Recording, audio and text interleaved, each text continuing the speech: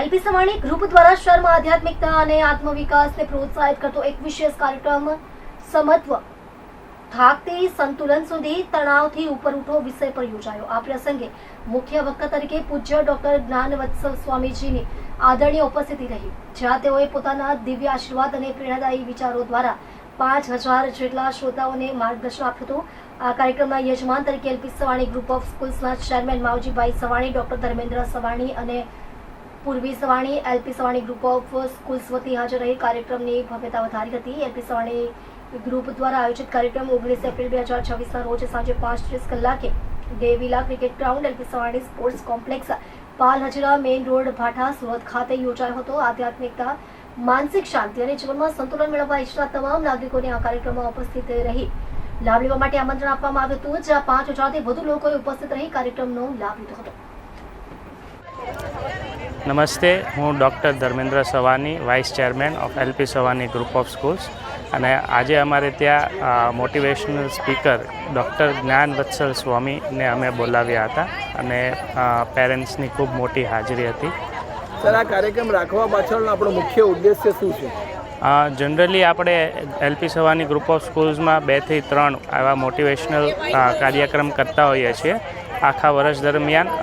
શરૂઆતનું જ્યારે starting of the year હોય છે અને એન્ડિંગમાં વચ્ચે, તો આ વખતે કંઈક નવું આપણે એવું કર્યું કે ભાઈ પેરેન્ટ્સ, સ્ટુડન્ટ્સ અને ટીચર્સ આ બધા સંકળાઈ જાય તો એવું આપણે મોટિવેશનલ એક સેશન યરના સ્ટાર્ટિંગમાં જ આપણે કરીએ તો લોકોને એક પોઝિટિવ વાઇબ્સ આવે।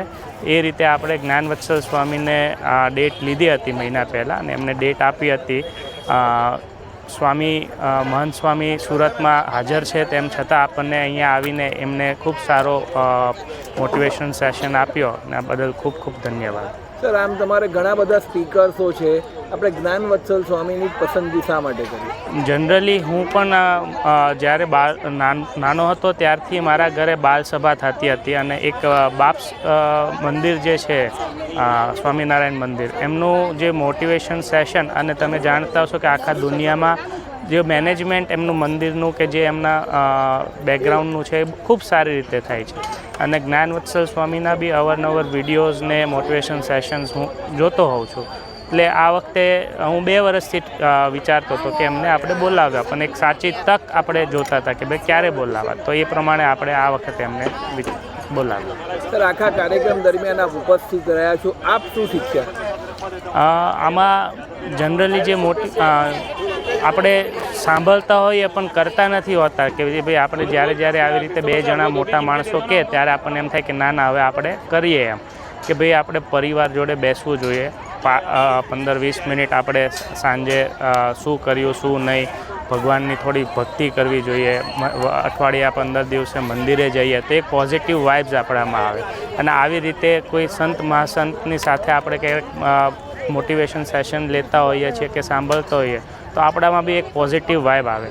આજનો જે આપણો સેમિનારનો ટૉપિક હતો કે ભાઈ આપણે જે તણાવથી આવીને ઘણા લોકોને પેલું જે ઇમ્બેલેન્સ થઈ જાય છે, તો એનું આ સૌથી મોટું એક રીઝન છે કે તમે કઈ રીતે તમે પોતાની જાતને સારી રીતે બેલેન્સ કરી શકો છો। આ કાર્યક્રમ બાદ આપ એલપી સવાણી ગ્રુપ ઓફ સ્કૂલના વિદ્યાર્થીઓને શું મેસેજ પાઠવશો? આ કાર્યક્રમ બાદ વિદ્યાર્થી, પેરેન્ટ્સ કે બધાને જ આપણે જે સ્વામીએ કહ્યું એનો ટૂંકમાં હું કહી શકું કે આપણે રોજનું કામ રોજ કરી લઈએ અને કંઈ બી નાનું મોટું કામ હોય કે જેનાથી આપણને એવું લાગે છે કે ભાઈ આમાં કંઈ ને કંઈક રોંગ છે કે મને આમાંથી તણાવ છે, તો બેસીને વિચાર ઘોષણા કરીએ।